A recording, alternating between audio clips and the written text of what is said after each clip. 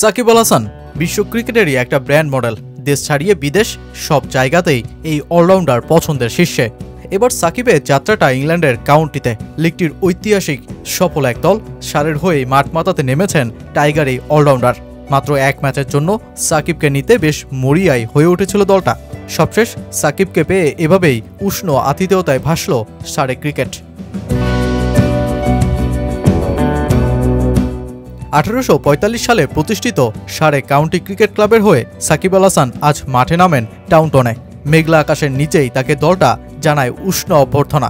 দলটার বিখ্যাত অভিষেক ক্যাপ মাথায় পরিয়ে দেন ক্যারিবিয়ান পেসার কেমার রোচ। 22 গজে প্রতিপক্ষ রোচে টেস্টে বাংলাদেশের বিপক্ষে প্রথম উইকেটটা তুলেছেন সাকিবেরই। এমনকি টাইগারদের বিপক্ষে 11 টেস্ট খেলা রোচ 5 বার তুলেছেন এই অলরাউন্ডারের উইকেট। তবে এবার দুজনে প্রতিপক্ষ নন, খেলছেন এক দলে, লক্ষ্যটাও সারেকে জেতানোতেই। তাই তো সাকিব আল হাসানকে সারের অভিষেক ক্যাপ পরিয়ে দিয়ে এভাবেই আলিঙ্গনে জড়ান এই পেসার। ঠিক যে মুহূর্তে এভাবেই করতালিতে ভাসান দলটির অধিনায়ক রনি বার্নস সহ বাকিরা। দলটির ডিরেক্টর অ্যালেক্স স্টুয়ার্টও ফ্রেমবন্দি হন এই অলরাউন্ডারের সাথে।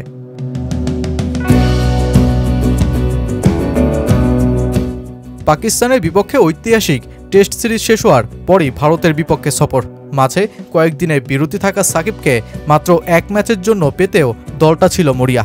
কারণটা অবশ্য ক্রিকেটার স্বল্পতা। বর্তমানে দলটার একাধিক গুরুত্বপূর্ণ ক্রিকেটার খেলছেন শ্রীলঙ্কার বিপক্ষে টেস্ট, কেউ তো চলে গেছেন অস্ট্রেলিয়ার বিপক্ষে সিরিজের ক্যাম্পে।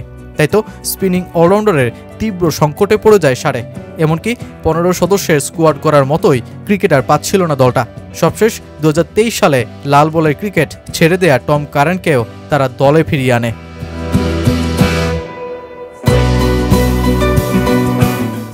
দীর্ঘ 13 বছর পর কাউন্টি ক্রিকেটে ফেরা সাকিব তার একমাত্র টেস্ট খেলবেন সমারসেটের বিপক্ষে।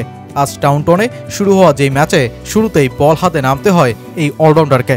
সারে চেয়েছিল অন্তত 4 থেকে 5 ম্যাচের জন্য সাকিব থাকুক তাদের সাথে, কিন্তু আন্তর্জাতিক ব্যস্ততায় সেটা আর হয়নি।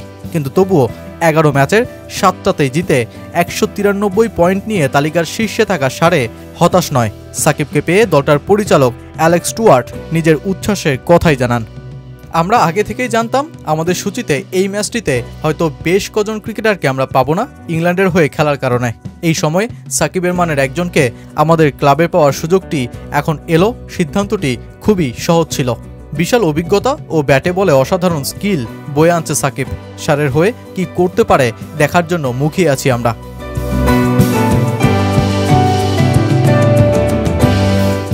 টাউনটনে যেই মাঠ সাকিবের জন্য স্মরণীয় এক অধ্যায়। 2019 ওয়ানডে বিশ্বকাপে যেই মাঠেই সাকিব ওয়েস্ট ইন্ডিজের বিপক্ষে 124 রানের ম্যাচ জয়ী এক ইনিংস খেলেন। এর আগে কাউন্টিতে ওস্টারশায়ারের হয়ে 9টি 4 দিনের ম্যাচ খেলেছিলেন সাকিব। 412 রানের পাশাপাশি তুলেছিলেন 42টি উইকেট।